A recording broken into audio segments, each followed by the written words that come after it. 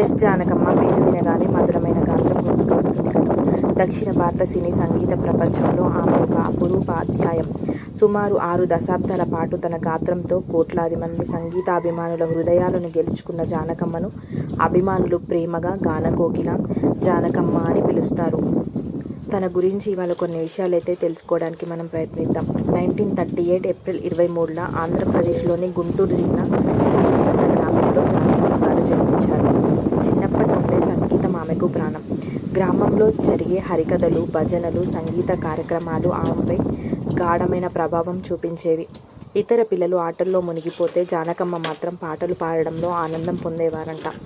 ఆమె కుటుంబం సాధారణమైనదే అయినప్పటికీ సంగీతంపై ఉన్న ఆసక్తిని తల్లిదండ్రులు ప్రోత్సహించేవారు. చిన్న వయసులోనే ఆమె అసాధారణమైన గాత్ర ప్రతిభ అందరినీ ఆశ్చర్యపరిచింది. సినిమాల్లో గాయని కావాలనే ఆశతో చెన్నై వెళ్లారు. ఆ రోజుల్లో కొత్తవారికి అవకాశాలు దొరకడం చాలా కష్టం. స్టూడియోల చుట్టూ తిరుగుతూ సంగీత దర్శకులను కలుస్తూ ఎన్నో రోజులు ఎదురు చూశారు. అయినా ఆమె ధైర్యం కోల్పోలేదు. చివరకు ఏవిఎం స్టూడియోలో అవకాశం రావడంతో ఆమె జీవితం పూర్తిగా మారిపోయింది. మొదట చిన్న అవకాశాలతో ప్రారంభమైన ప్రయాణం కొద్ది రోజుల్లోనే అగ్రగాయనిగా ఎదిగే స్థాయికి చేరుకుంది. ఆమె పాటల్లో భావం, ఉచ్చారణ, సర్వ మాధుర్యం సంగీత దర్శకులను ఎంతగానో ఆకట్టుకున్నాయి. ప్రతి పాటను కేవలం పాడడం కాదు, ఆ పాటలోని పాత్రగా మారి పాడడం ఆమె యొక్క ప్రత్యేకత అనే చెప్పాలి. తెలుగు సినీ పరిశ్రమలో జానకమ్మ ఎన్నో వందల మధుర గీతాలు పాడారు. ప్రేమ గీతాలు, జోలపాటలు, భక్తి గీతాలు, విషాద గీతాలు, జానపద గీతాలు. ఏ పాటనైనా ఆమె గాత్రంతో ప్రాణం పోసుకున్నట్టు అనిపించేది. ఆమె గాత్రం వినిపిస్తే తెరపై నటించిన హీరోయిన్ భావోద్వేగాలు మరింత అందంగా కనిపించేవి. ఇళయరాజా సంగీత దర్శకత్వంలో జానకమ్మ ఎన్నో మధుర గీతాలు పాడారు. ఇళయరాజా స్వరాలకు సంగీతమ్మ గాత్రం కలవడంతో దక్షిణ భారత సినీ సంగీతంలో ఎన్నో క్లాసిక్ పాటలే పుట్టాయి. ఎస్పి బాలసుబ్రహ్మణ్యం గారు మరియు జానకమ్మ కలిసిన పాడిన యుగళ గీతాలు ఇప్పటికీ అభిమానులను అలరిస్తూనే ఉన్నాయి. వీరి కలయికను దక్షిణ భారత సంగీత చరిత్రలో అత్యంత విజయమైన గాయకుల జోడీల్లో ఒకటిగా భావిస్తారు. ఒకే రోజులో అనేక భాషల్లో పాటలు రికార్డ్ చేసేవారు. చిన్న పిల్లల స్వరాన్ని సహజంగా అనుకరించగలిగారు.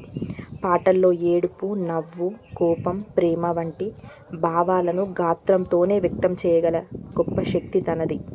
ఎలాంటి శ్రమ కల్పించకుండా క్లిష్టమైన స్వరాలను పాడగలిగేవారు. రికార్డుకు ముందే పాటను పూర్తిగా అర్థం చేసుకొని భావంతో పాడగలిగేవారు.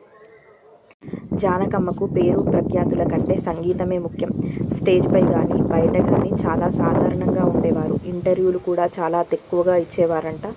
కానీ ఆమెకు సంగీతం మాత్రమే దేవుడు. 1957లో సినీ గాయనిగా తొలి అవకాశం వచ్చింది. ఆ తర్వాత తెలుగు, తమిళం, కన్నడ, మలయాళ చిత్రాల్లో వరుసగా అవకాశాలు అందుకుంది. కొద్ది కాలంలోనే ప్రముఖ సంగీత దర్శకులందరికీ ఆమె మొదటి ఎంపికగా మారారు. తెలుగు చిత్రసీమలో జానకమ్మ ఎన్నో మధురమైన పాటలు పాడారు. ఆమె గాత్రం తెరపై కనిపించే ప్రతి నటి భావనలను సహజంగా ప్రతిబింబించేది. ఆమె పాడిన ప్రముఖ హీరోయిన్లు శ్రీదేవి గారు, జయప్రద గారు, విజయశాంతి గారు, సౌందర్య గారు.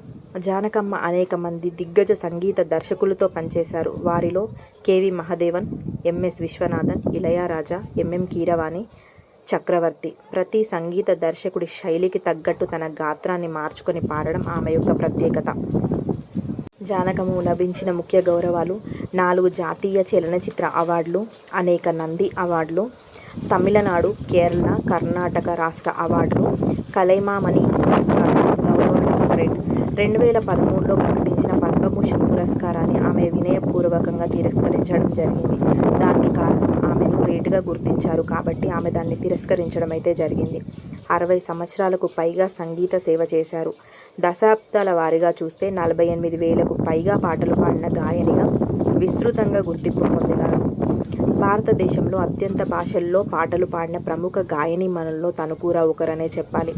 జానకమ్మ చాలా వినయశాలి. ఆమెకు ఆర్భాటం అంటే ఇష్టం ఉండదు.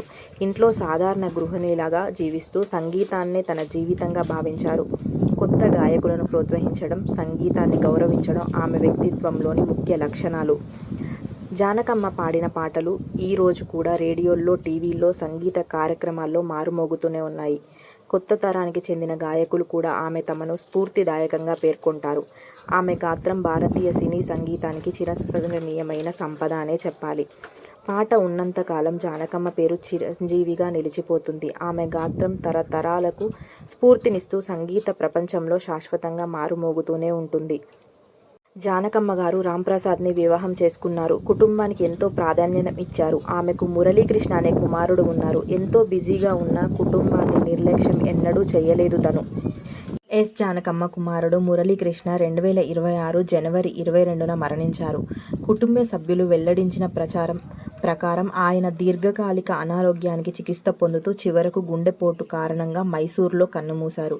కుటుంబం ఆయన మరణంపై వస్తున్న పుకార్లను ఖండిస్తూ ఊహాగానాలు చేయవద్దని ప్రజలను కోరింది. ఈ ఘటన జానకమ్మను వ్యక్తిగతంగా ఎంతో పెద్ద విషాదమనే చెప్పాలి. మురళీకృష్ణ ఆమెకు ఉన్న ఏకైక కుమారుడు కాగా సంగీత ప్రయాణంలో కూడా ఆమెకు అండగా నిలిచిన వ్యక్తిగా కుటుంబ సభ్యులు గుర్తు చేసుకున్నారు. తన భర్త రాంప్రసాద్ కూడా అలాగే. జానకమ్మ సంగీత జీవితంతో ఎంతో కీలకమైన పాత్ర పోషించారు రాంప్రసాద్ గారు. జానకమ్మ గాత్రాన్ని మొదట విని అభిమానిగా మారి తర్వాత ఆమెను వివాహం చేసుకున్నారు. వివాహం తర్వాత కూడా ఆమె గాయని కావాలనే కలకు పూర్తి మద్దతు ఇచ్చారు. ఏవిఎం స్టూడియోకు ఆమె ప్రతిభను పరిచయం చేయడంలో కూడా ఆయన సహకారం ఉందని చెబుతారు. దురదృష్టవశాత్తు రాంప్రసాద్ గారు 1997లో గుండెపోటుతో కారణంగా మరణించడం జరిగింది. ఆయన మరణం తర్వాత జానకమ్మ చాలా సాదాసీదా జీవితమైతే గడుపుతున్నారు. ఆయన జ్ఞాపకార్థంగా రంగురంగుల చీరలు ధరించడం కూడా మానేశారని కథనాలు పేర్కొంటాయి. నేటికి జానకమ్మ పాటలు తరతరాల సంగీత అభిమానులను అరలిస్తూనే ఉన్నాయి. ఆమె పాడిన వేలాది పాటలు దక్షిణ భారత సంగీత సంపదనలో అమూల్యమైన భాగంగా నిలిచిపోయాయి. సంగీత ప్రపంచంలో ఆమె పేరు శాశ్వతంగా చిరస్మరణీయంగా ఉంటుంది. జానకమ్మ కేవలం ఒక గాయని మాత్రమే కాదు, ఆమె ఒక యుగం. జానకమ్మ గొంతులో ఎన్నో ప్రత్యేకతలు ఉన్నాయి. అందులో చిన్నపిల్లల స్వరాన్ని అద్భుతంగా అనుకరించగలిగారు. వృద్ధ మహిళా స్వరాన్ని కూడా సహజంగా పాడగలరు.